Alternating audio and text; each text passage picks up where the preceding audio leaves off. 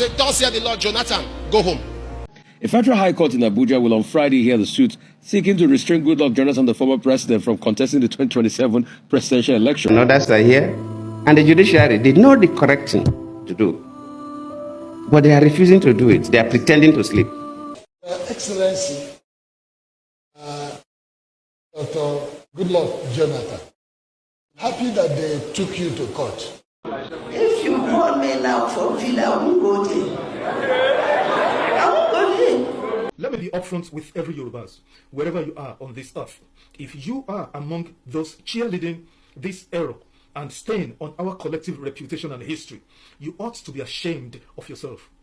Let him, when he was campaigning, it was him saying about the promise to give power. He should be asking somebody to come and apologize when he didn't deliver what he promised. Okay. Hello, everybody. Welcome back to Plan B TV News Gist and Blog. We are going to discuss another episode about Goodluck Jonathan. If you have not subscribed, please, I beg you, just guys should take me to 200,000 subscribers. I have been begging, please. Anyway, remember we make a videos about Goodluck Jonathan when he said that he wants to run. They even post posters, on PDP, share it, and none of that. Now, the story is making a U-turn for what I'm hearing.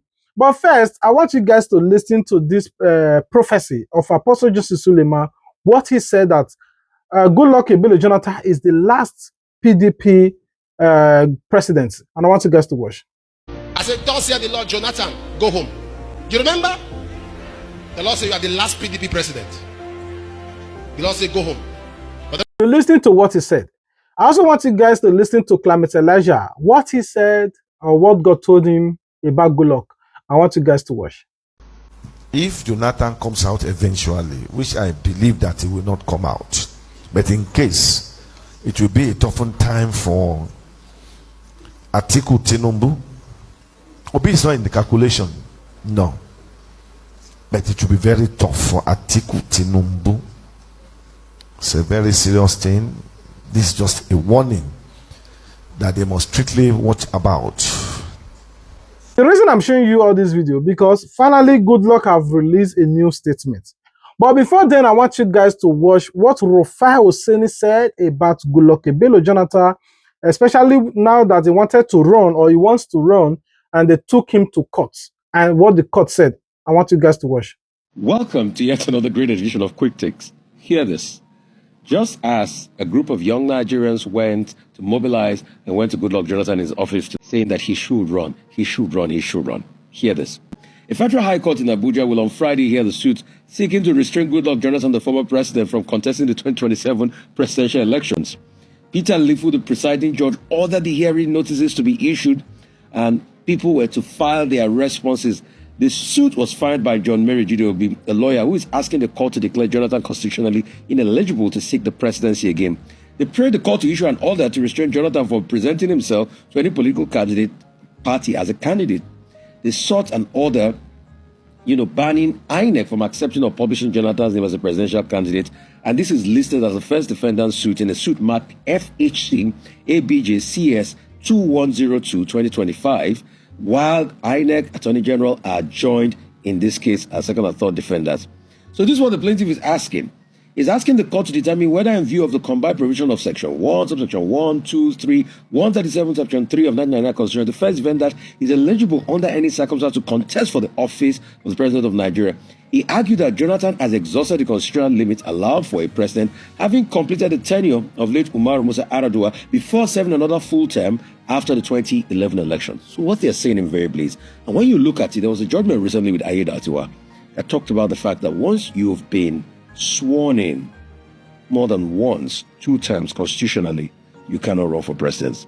So, on the quick take today, the big question is, people are saying Jonathan should run. There is this court case also coming up. How will he fare? Big questions on quick takes. Now, Goodluck Jonathan is one person that everybody respects. But before he contests, before this election and all of that, I want you guys to listen to the speech he gave last year about this politics, about elections, about APC, about Bola Ahmed Tinubu, about everything that's going on in Nigeria. I want you guys to watch. What is happening in Nigeria today regarding the situation in River State is like an Indian proverb that said that if somebody is sleeping, really sleeping, You can easily wake up that person. But this person is pretending to sleep. You find it difficult to wake up that person.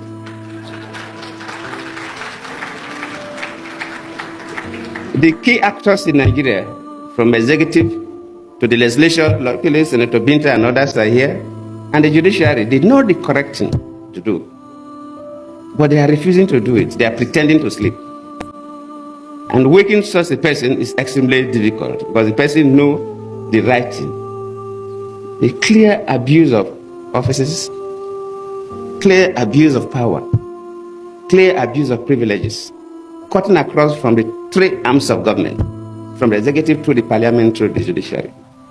And I always plead with our people that whatever we do affects everybody. Where a government functionary can dictate to judges what judgment they will give. No man brings his money to invest in that account because we are taking a big risk. So whatever we do affects everybody. And if we must build a nation for our children and our grandchildren, no matter how painful it is, we must strive to do what is right. Now, with the way he speaks, with the way he talks, the young Nigerian believes in him, not for him to run again, but at least to be an inspiration to those that are running. But thank God, I don't know how he ended up in this church, but I want you guys to listen to what this clergyman said to him, that they thank God that the court ruled him out not to contest because he would have dealt with his own integrity. And I want you guys to listen. Excellency, Dr. Goodluck Jonathan, happy that they took you to court. And I'm happy that the court said what they said. And we don't want you to spoil that good name. And please,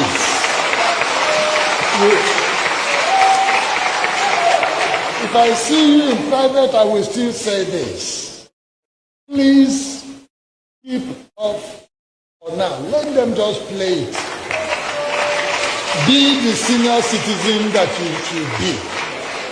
And please, we thank God for your life.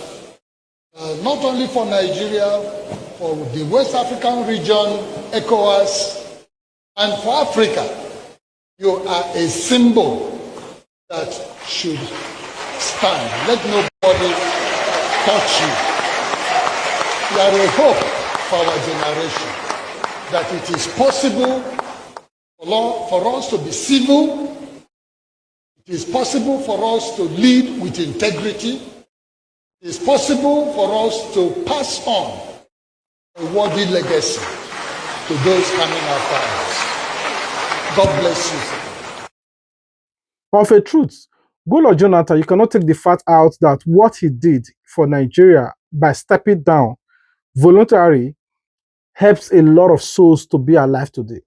Because the way APC have prepared, they would have just destroyed this country by every means necessary. Just the same way they are planning now that if they lose election, it will be something drastic. But we thank God that at least he said he don't want. I also want you guys to watch the former First Lady, Patience Ozoko, what he said, that if her husband want run, her husband will go that presidential Aso Rock in. But for her, she will never venture her foot to the Aso Rock. I want you guys to watch. Patience Jonathan, wife of Nigeria's former president, Goodluck Jonathan, set social media abuzz after stating that she would never return to the presidential villa because the stress of Nigeria is too much. Because to me, if you call me now for villa, I won't go there. I won't go there. Don't you see how young I am?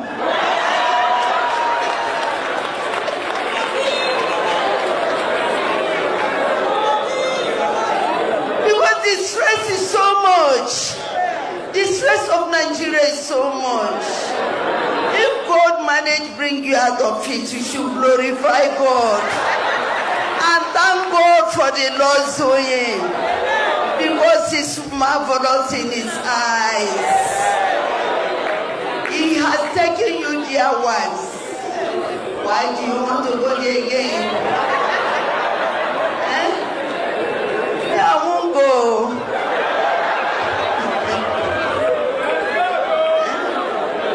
I need peace, so I need your love. I want to share bless you. May God bless us all. Maybe she's just exaggerating. Maybe we don't know. Maybe if her husband run, maybe she might go. But for what we know about this woman, during her time, I mean, if you remember during her time, how Nigerians used to mock her English. Chai, there is God, oh. The people that are crying are welling. Now only you want Wakakom. They were making mockery of her and her husband, and they did all kinds of things. And Nigeria was not even as worst as this now, compared to the recent alleged first lady. Anyway, let me just play a short clip of the current first lady, what she's trying to do according to Bode George. I want you guys to watch. The day the First Lady stated that she intends to build A library. a national library and people should contribute money directly to her own account, I said, ha, there are statements. She's not an ordinary person. The First Lady of Nigeria asking them to contribute directly to her own purse. Wait If I until remember very well, she said rather than give me gift, contribute to the project. to her private account. She said, Daddy, It's a birthday gift. wait until the post-mortem analysis. Me, I don't have anything to say about, contributing money to our personal account. But what troubles me is that some people say these people are so wealthy. They have money. They control Lagos. They rule Lagos. They do everything about Lagos. They have the money from different directions. But the way they are borrowing, taking, it's as if these people will live a million years. Imagine Buhari now, just 3 months before leaving office, took $800 million for palliative, took over 14 billion for, said he wants to renovate Aso Rock, 224 billion wants to build hospitals in Aso Rock. But all of this is dead and gone. How long will his family continue to eat this money? For his family to protect that money, his son is now running for Senate for Clemson's sake, so that in case APC lose the election and another political party enter, they will not go after them. Anyway, I also want you guys to watch this particular video of Mr. Fon Mamma Mia. What he said about Goodluck Jonathan, he intention to run before, but I want you guys to watch. I know my Goodluck Jonathan. PDP post say President Goodluck Jonathan is coming back. So yeah.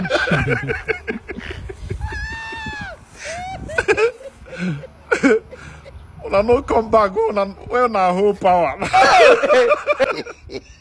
Now when they don't collect power. Like this and like that, come and they walk.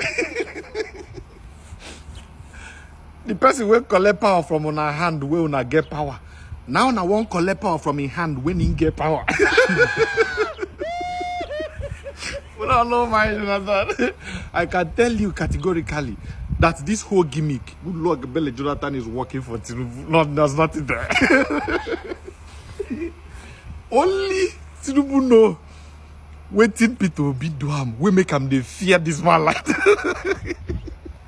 only Tinubu and the PC.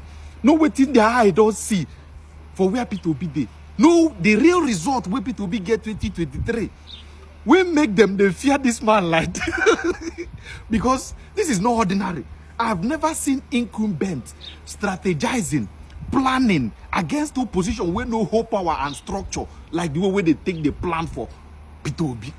I have never seen, if not for fear, if not say fear don't hold them, say man, if we leave this man, he go collect this man. They don't try, make they know whether they will come out, make this man no contest at all. They try. P2B outsmart them for that one. They try, use propaganda, he do this, he do that, no way. As P2B enter now, this NDC, they can say, man, this man go contest, so Google.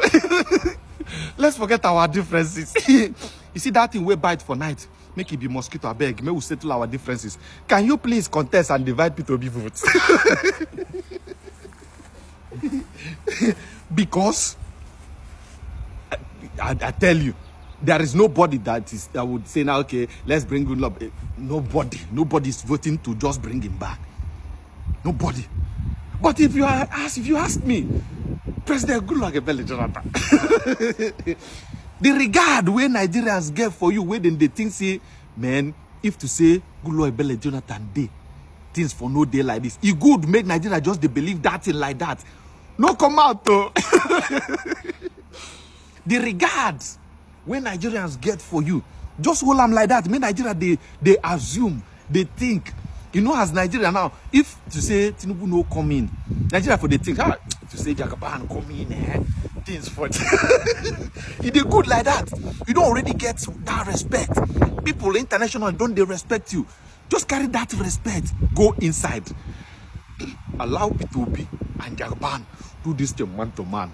You listen to what he said. Anyway, this is where I'm going to be ending the video today. I love you guys. God love you more. If you love us, the only way you can show your love to us is to comment your thoughts about this video you just watched.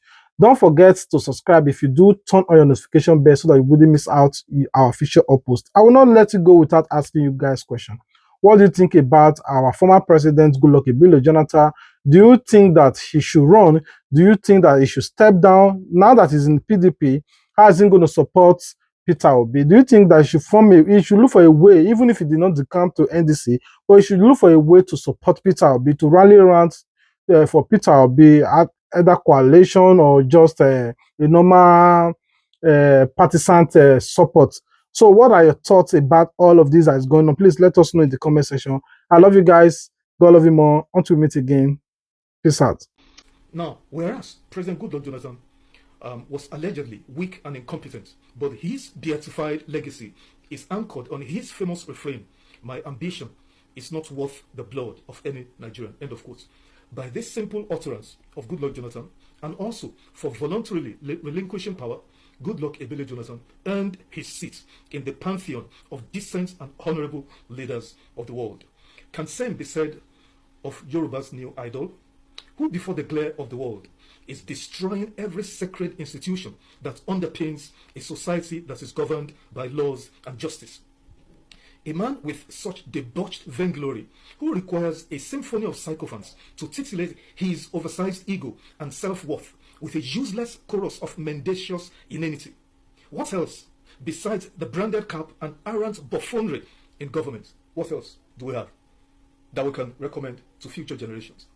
For 3 years now, no dent recorded, not even a pretense to solving the following existential crisis bedeviling this country: out-of-school children, maternal and infant mortalities, chronic hunger and misery, electricity failure, rampant poverty, unemployment and insecurity. Nothing has been done on any of this beyond showboating. Let me be upfront with every Yorubas, wherever you are on this earth. If you are among those cheerleading this error and stain on our collective reputation and history, you ought to be ashamed of yourself. I know some of you have lost the capacity for shame, so I am ashamed on your behalf, especially that I share kinship with you loathsome lot. You have been sucked in to believe the egregious heresies that raw power, illicit money, lawlessness, brigandage, cruelty, and barbarism, is tantamount to being a master strategist. How sad. And so I ask again, who bewitched you? Who bewitched us? Yorubas, who bewitched you? Well, history is a great tutor, gentle and kind to the wise, but harsh and brutal, especially to the foolish. History shines its light on pitfalls and quicksands, which the wise avoids, but the foolish in their folly are consumed. History is replete with stories of the rise and falls of nations, oftentimes instigated by crooked and power-drunken idiots. Germany was a great nation of even greater people with a mightily rich history, but the Germans fell in love with a lunatic and megalomaniac who seduced a great and proud people into bigotry, racism, sectarianism, lawlessness, mindless barbarism, corruption, global warfare, and record-setting genocide. The same Germans who gave the world George Friedrich Handel, Ludwig van Beethoven, Johann Sebastian Bach, Johannes Brahms, Richard Wagner, etc., etc. Great musical composers, classical musical composers. Yet, this same Germany, although has recovered from the physical and economic devastation of the Second World War, but can the stain of millions cremated alive in Auschwitz, Srebrenica, etc., can this stain ever be erased? The answer is a big no. So, as I wrap up, I return to the verse of scripture which says, do not remove the ancient landmarks which your fathers have set. End of quote. Proverbs 22:28. Olusegun Obasanjo was a decorated war general and former military dictator. Yet, as civilian president, his vice, Atiku Abubakar, took him to court 11 times, and Obasanjo lost the 11 times. Yet, he never stripped the judiciary of their venerated cloak of independence or impartiality. Yorubas, can we think and return to the paths of our great ancestors set for us? Can we just think? Can we have some moments of self-introspection? This present-day band of political mercenaries are merely vagabonds in power. Apologies to Fela Anikulapo Kuti. These people lack basic noble human values of discipline, integrity, honor, sobriety, compassion, empathy, respect for rules and regulations, and time-honored traditions and conventions. They are not Omoluabis, and damn it, they do not represent who we are. They do not. This set of, buccaneers, these bandits in power do not represent who we are. They don't. I hope and pray we can retrace our steps urgently. And when this season of anomie is over, we can purge ourselves of the poison in our system. Thank you for listening, and bye for now.